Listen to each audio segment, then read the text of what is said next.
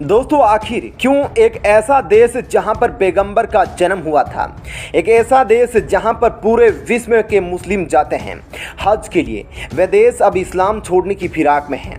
उस देश का नाम आप समझ गए होंगे, हम बात कर रहे हैं सऊदी अरब की। क्यों हो रहा है वहां ऐसा और क्यों वह चाहता है इस्लाम को छोड़ना, यह तमाम जानकारी आपको इस वीडियो में बताएंगे। लेकिन उन्होंने अपने कट्टर मुसलमानों पर अभी से ताबड़तोड़ फैसले लेने शुरू कर दिए हैं कि या तो वह सुधर जाए या अपना धर्म बदल ले। दोस्तों नहीं तो वहाँ पर जो इस्लामिक लोग हैं, जो अच्छे लोग हैं, वे भी अपना धर्म छोड़ देंगे। क्या कुछ माजरा है यह आपको डिटेल में बताते हैं। दोस्तों जिस देश को इस्लाम का गढ़ माना जाता है, अब वो देश वैसा नहीं रहेगा और जल्द ही आने वाले समय में सऊदी अरब में काफ़ी बदलाव होने वाले हैं।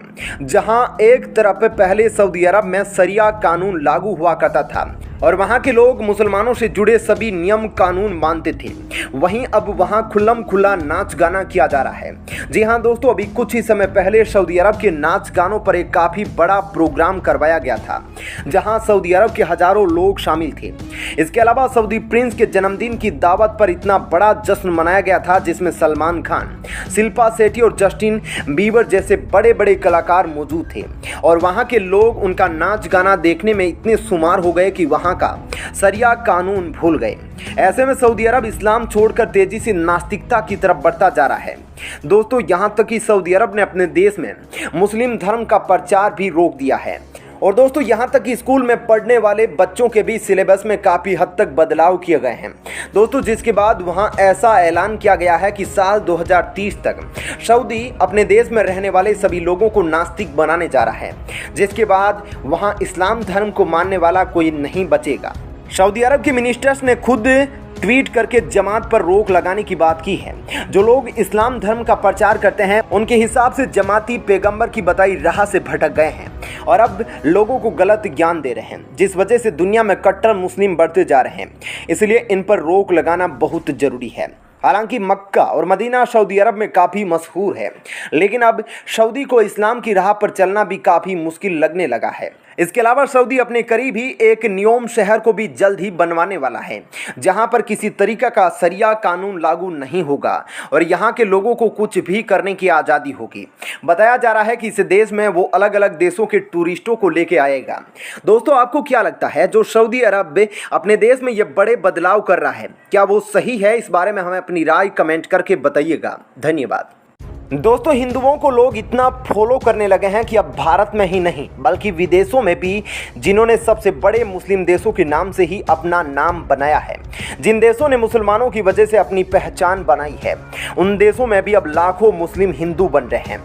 आखिर क्यों बन रहे हैं और कौन कौन से वे देश हैं जहां पर अब मुस्लिम लोग हिंदू में कन्वर्ट हो रहे हैं, ये तमाम जानकारी आपको अब विस्तार से इस वीडियो में बताएंगे। लेकिन उससे पहले आप कमेंट करके बताइएगा कि क्या मुसलमानों का हिंदू में कन्वर्ट होना यह सही कदम है या गलत कदम है। हालांकि जिस तरह से इंडिया में मुसलमानों ने बड़ी घटनाओं को अंजाम दिया है, फिर चाहे वह उदयपुर का कांड हो या अयोध्या कांड हो, उससे अब मुस्लिम लोग भी तंग आते दिख रहे हैं और वे अपने कट्टर मुसलमानों की वजह से धर्म परिवर्तन तक कर रहे हैं। आइए जानते हैं कौन कौन से वे देश हैं जहां धर्म परिवर्तन हो रहा है और लोग ऐसा क्यों कर रहे हैं, ये तमाम जानकारी आपको बताते हैं। दोस्तों इन देशों में ओमान देश की बात की जाए तो ये पूरी तरह से एक मुस्लिम देश है, लेकिन तब भी यहाँ कई सारे हिंदू लोग मौजूद हैं और अगर आंकड़ों को देखा जाए तो यहाँ 2 लाख से भी ज़्यादा हिंदू लोग रहते हैं। इसके अलावा यहाँ के मस्कट में 2 बड़े बड़े हिंदू मंदिर भी मौजूद है, जो कि भगवान शिव और भगवान कृष्ण के हैं, जहाँ प्रधानमंत्री मोदी भी जा चुके हैं। जी हाँ दोस्तों, जब प्रधानमंत्री मोदी ओमान की यात्रा पर गए थे तो उस दौरान वो वहाँ के शिव मंदिर में भी गए थे।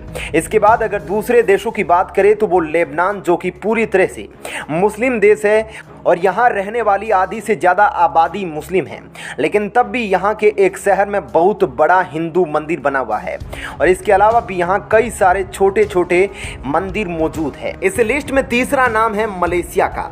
दोस्तों इस देश में भी मुस्लिमों की संख्या ज़्यादा होने के बावजूद लोग हिंदू भी है। वहाँ के लोग हर तरह की हिंदू मान्यताओं को मानते हैं और वहाँ दिवाली भी मनाई जाती है। प्राचीन काल से लेकर अब तक मलेशिया में कई सारे मंदिर मौजूद हैं और एक समय ऐसा भी था जब वहाँ पे मुस्लिम हिंदू धर्म अपनाने लगे थे।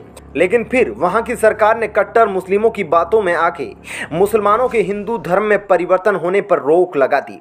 दोस्तों, इन देशों की लिस्ट में अगला नाम यूएई यानी कि यूनाइटेड अरब अमीरात का है।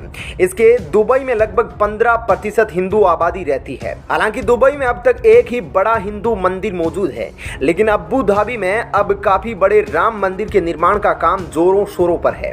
इसकी नींव खुद प्रधानमंत्री मोदी ने हाल ही में रखी थी और बताया जा रहा है कि यह अगले साल तक बनकर तैयार हो जाएगा। इसके अलावा दोस्तों, बहरीन भी एक ऐसा मुस्लिम देश है जहां हिंदुओं की आबादी चौथे नंबर पर सबसे ज्यादा है और यहाँ भी जल्द ही एक भव्य हिंदू मंदिर बनने वाला है। बताया जा रहा है कि यह मंदिर काफी बड़ा और भव्य होने वाला है। इसके अलावा बहरीन में 200 साल पुराना कृष्ण मंदिर भी मौजूद है, जहाँ पर प्रधानमंत्री मोदी दर्शन करने के बाद लौटे थे। तो दोस्तों, आपको इन देशों के बारे में जानकर कैसा लगा, जहाँ ज़्यादा मुस्लिम होने के बाद भी तेजी से हिंदू धर्म लोग अपना रहे हैं? इस बारे में आप अपनी राय हमें कमेंट करके बताइएगा। दोस्तों, जिस तरह से मुसलमानों ने हिंदुओं को प्रताड़ित करना शुरू किया है देश में, अब योगी ही है जो इसे बचा सकते हैं और तब से योगी खतरनाक फैसले ले रहे हैं। जब से उदयपुर कांड हुआ और अयोध्या कांड हुआ, उसके बाद से ही अब क्या कुछ हुआ कि योगी मस्जिदों को भगवा रंग का रंगने की चर्चा शुरू कर दिए हैं। और दोस्तों, इतना ही नहीं, यूपी में जो हज केंद्र है जहां से हज यात्री हज के लिए इकट्ठा होते हैं, उस केंद्र पे अपना सर्टिफिकेट दिखाते हैं। उस केंद्र को भी योगी ने कुछ ऐसा करने का फैसला ले लिया है जो मुसलमानों में चर्चा का विषय बना हुआ है। क्या कुछ हुआ है वह आपको विस्तार से बताएंगे, लेकिन आप कमेंट करके बताइएगा कि क्या इस तरह योगी का हिंदुओं को बचाने के लिए फैसला लेना सही है या दोस्तों नहीं। आप भी कमेंट करके बताइएगा कि योगी जिस तरह से अपने कामकाज के प्रति एक्टिव रहते हैं, हिंदुओं को बचाने के लिए वह मुसलमानों से लड़ जाते हैं। अपनी रैली में, अपने भाषण में मुसलमानों के खिलाफ जो उनका हकीकत है वह सब कुछ बताते हैं। यह कितना सही है, आप कमेंट करके बताइएगा। अब बताता हूं विस्तार में कि योगी ने ऐसा क्या किया कि पूरे मस्जिदों को अब भगवा रंग रंगने की बात छिड़ गई है। और इस पर आजम खान तक, जो एक कट्टर मुस्लिम माने जाते हैं, उन्होंने भी इस पर बड़ा बयान दिया है। तो आइए जानते हैं।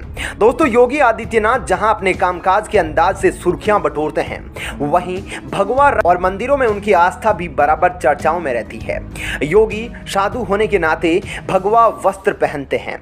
अब आजम खान का बड़ा बयान सामने आया है कि एक दिन ऐसा आएगा जिस दिन मस्जिदों को भी भगवा रंग से रंग दिया जाएगा। उन्होंने आगे कहा कि धर्म वालों की सरकार आई है तो दूसरे धर्म वालों का जीने का अधिकार तो होगा नहीं। अब हम इस बात का इंतजार करेंगे कि कब मस्जिदें भगवा रंग में रंगी जाएगी। यही नहीं, आजम खान ने कहा कि इस बार पहले की तुलना में हाजियों की गिनती में कमी आई है और इसके लिए उन्होंने सरकार को ही जिम्मेदार ठहराया है। दोस्तों, आपका मस्जिदों को भगवा रंग रंगने वाली बात पर क्या कहना है, कमेंट करके जरूर बताइएगा। और साथ तो ऐसे ही वीडियो देखने के लिए हमारे चैनल को लाइक और सब्सक्राइब करना ना भूलें।